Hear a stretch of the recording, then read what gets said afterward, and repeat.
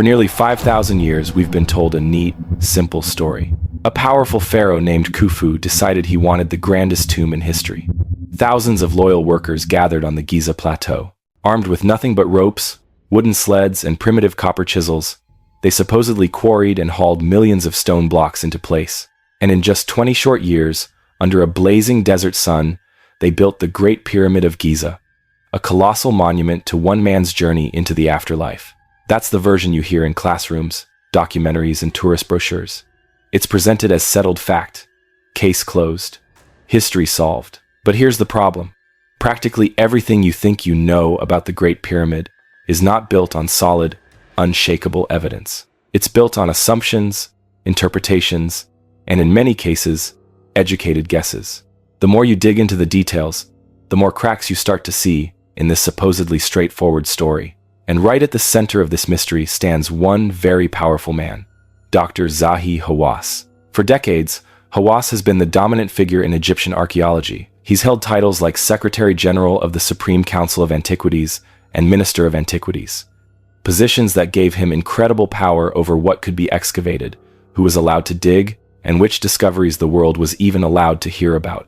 If something important was found beneath Egypt's sands, chances are it passed through him first. We're talking about locked gates, sealed tunnels, closed-off passages, not just in the stone, but in the flow of information itself. When independent researchers have tried to propose bold new ideas or investigate puzzling anomalies, Hawass has often met them not with curiosity, but with anger. You can see heated exchanges in interviews and debates, where alternative viewpoints aren't just dismissed, they're shut down.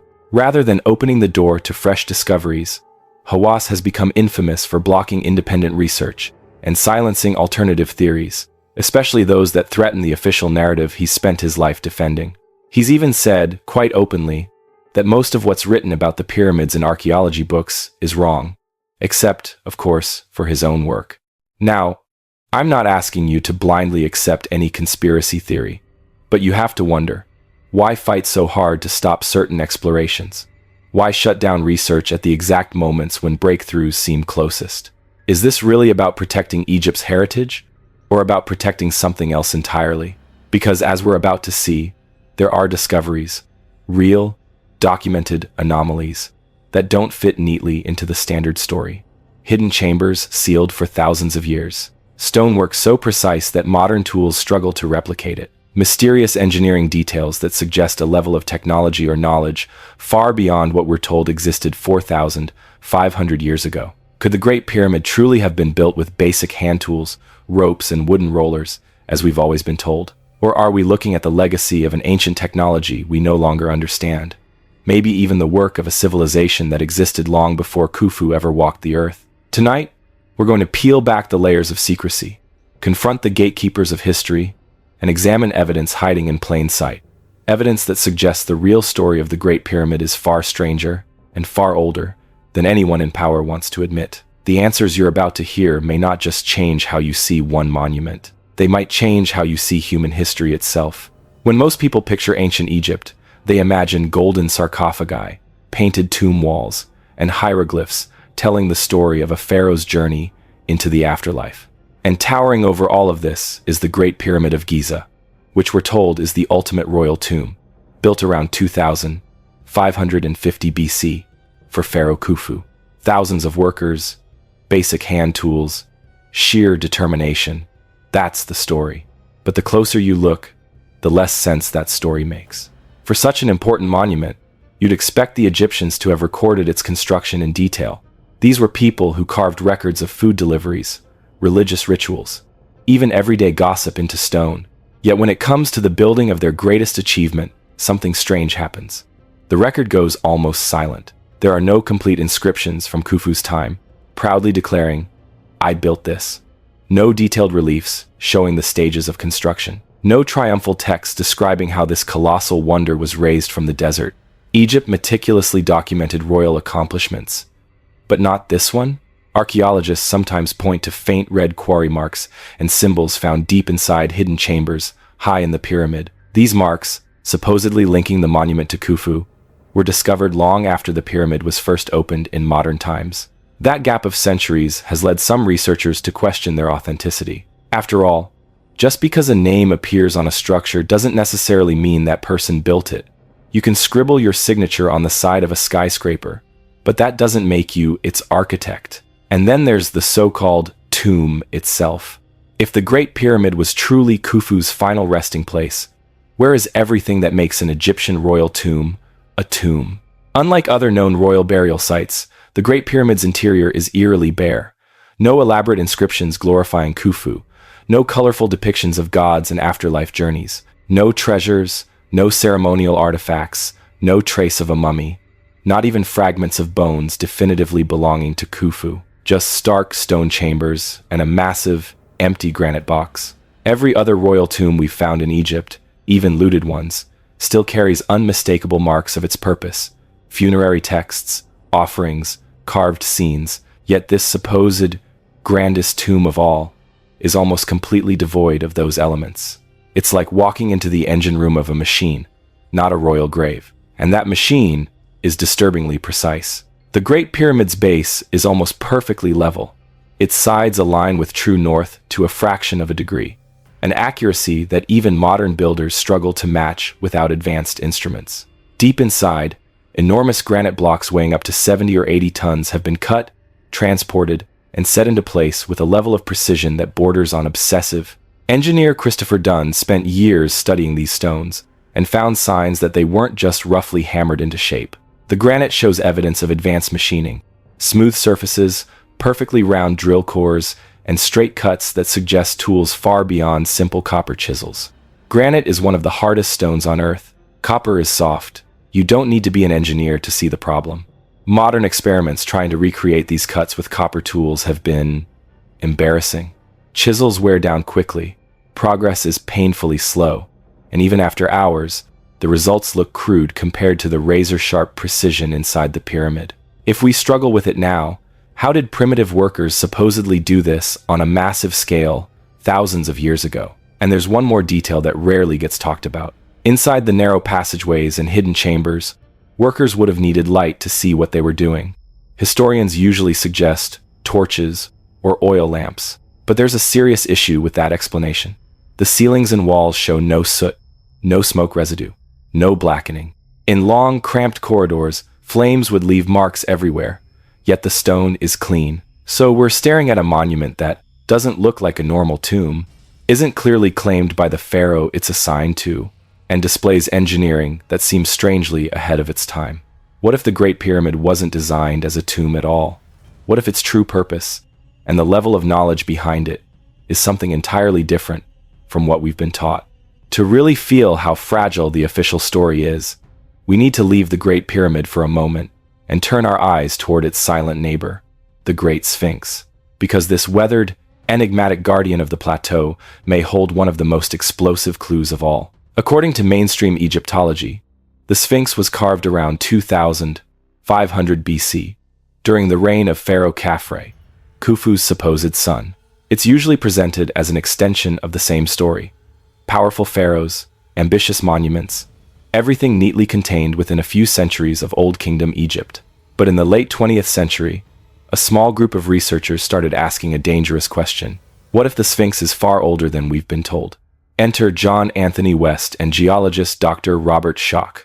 West noticed something odd about the Sphinx's body and the walls of the pit that surrounds it. Unlike other monuments on the Giza Plateau, which show sharp, horizontal erosion from wind and sand, the Sphinx enclosure shows deep, rounded, vertical weathering, the kind you'd expect from heavy rainfall cascading over stone, again and again, for centuries. Schoch, a professional geologist, took a closer look. He agreed, this is water erosion, not just wind and sand. And that one detail changes everything. Why? Because the Giza Plateau has been bone-dry desert for thousands of years. The last time Egypt experienced the kind of intense, prolonged rainfall needed to produce that erosion was at the end of the last ice age, roughly 10,000 to 12,000 years ago.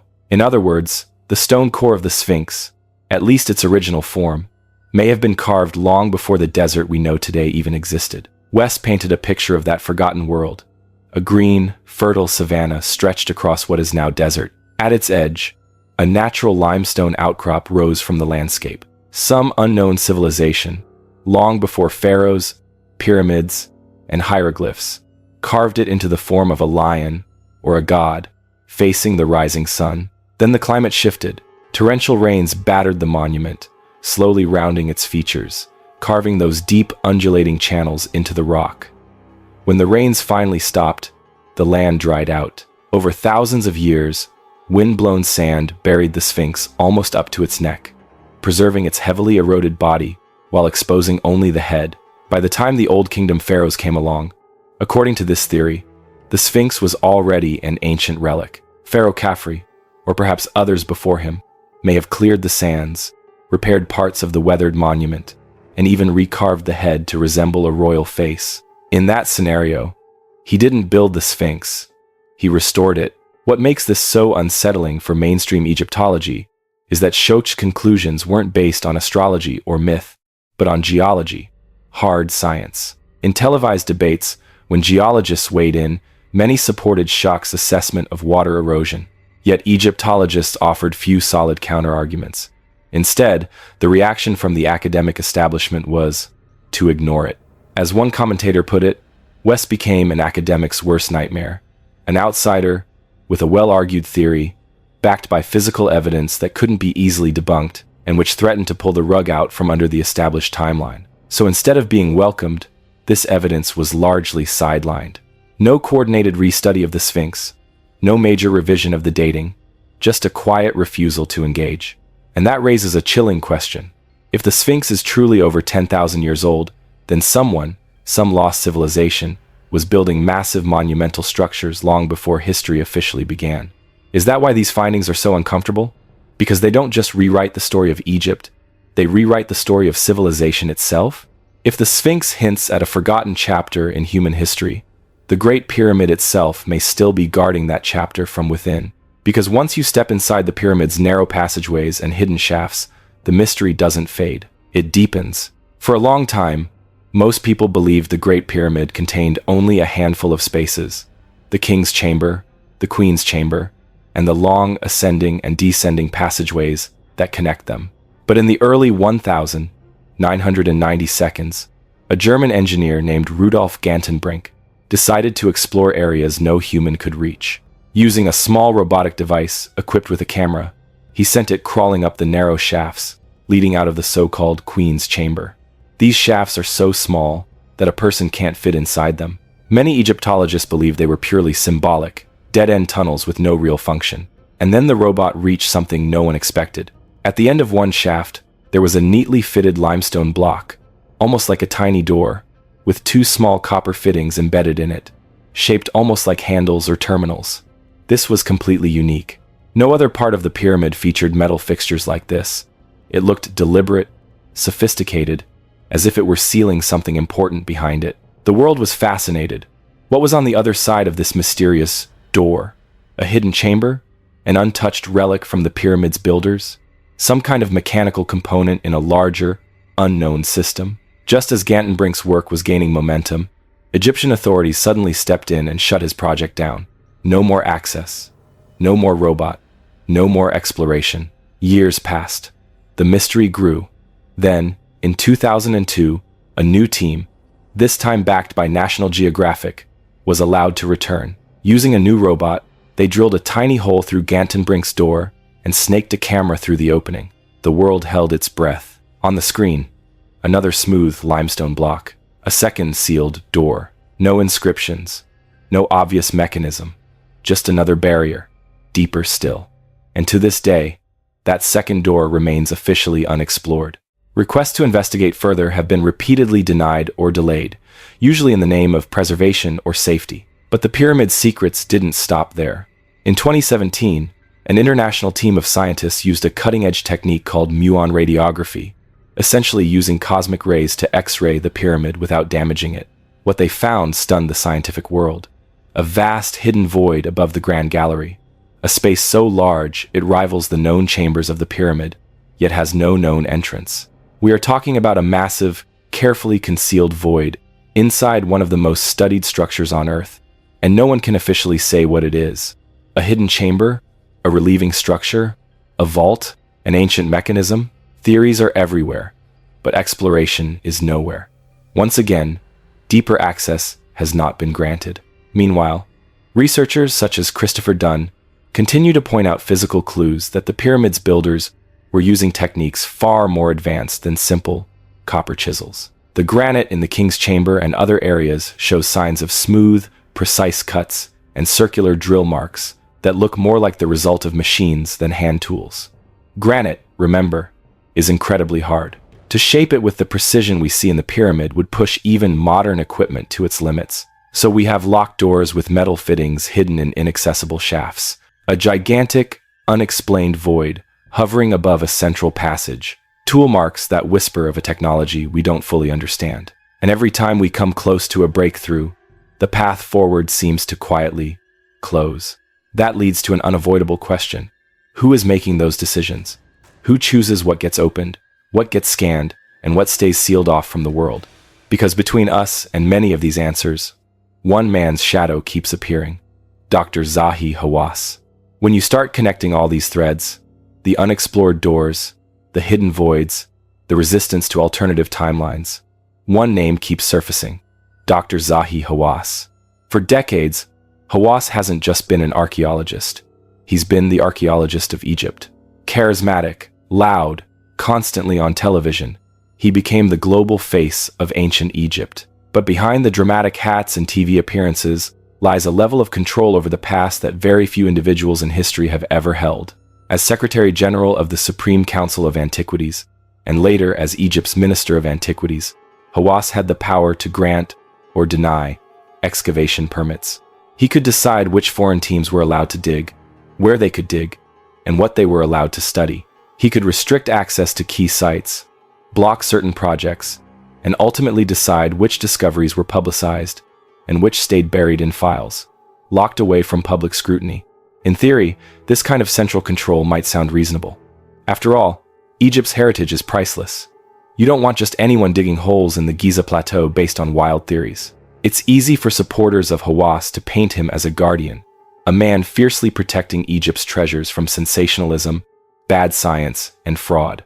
And to be fair, he has undeniably helped put Egypt's ancient wonders in the global spotlight, raising awareness and tourism. But there's another side to this story, a side where that same control looks less like protection and more like censorship.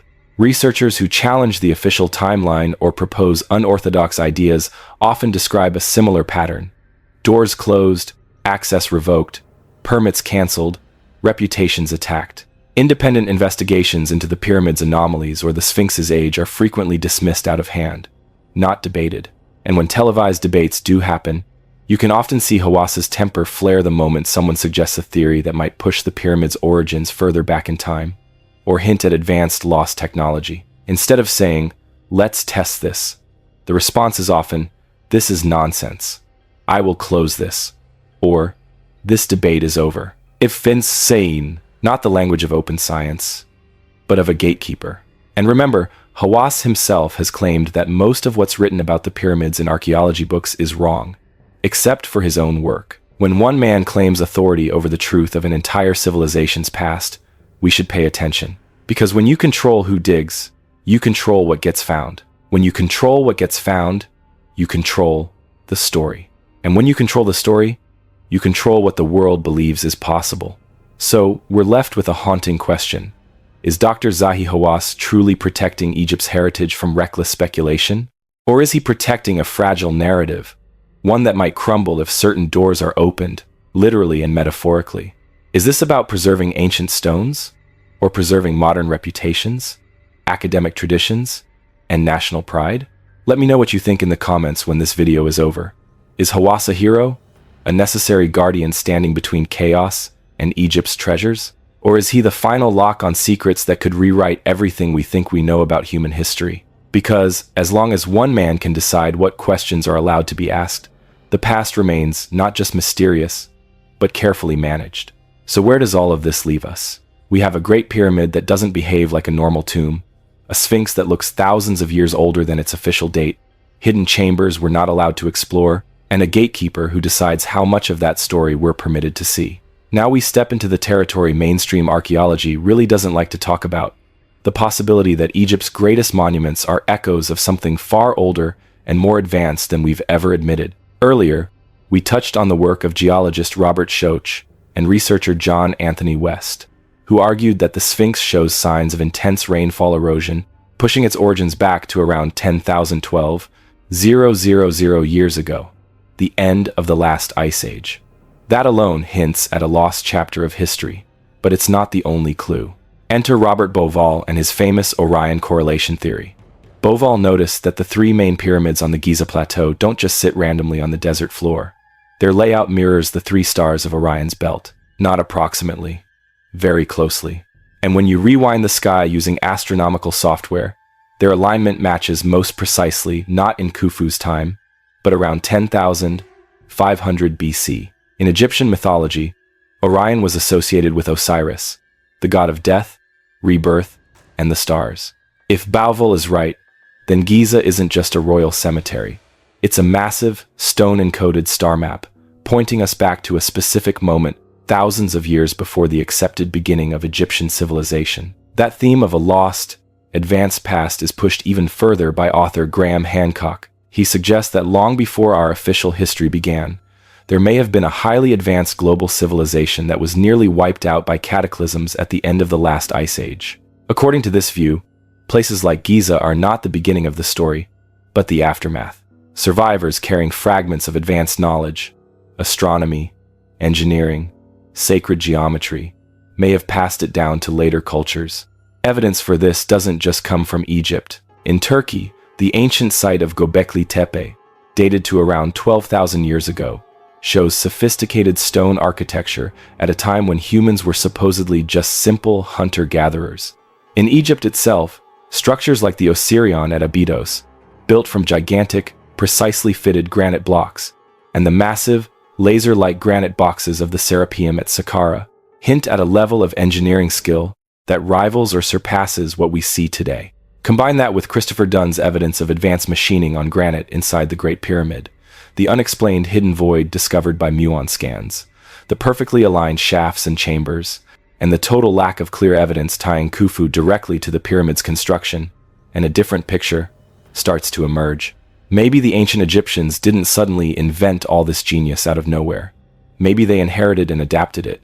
Maybe the Great Pyramid isn't just a tomb at all, but part of a much older, more complex system, a power plant, a giant instrument, a monument encoding lost knowledge, or something we haven't even imagined yet. So why doesn't mainstream archaeology embrace these possibilities? Because accepting them would mean rewriting everything.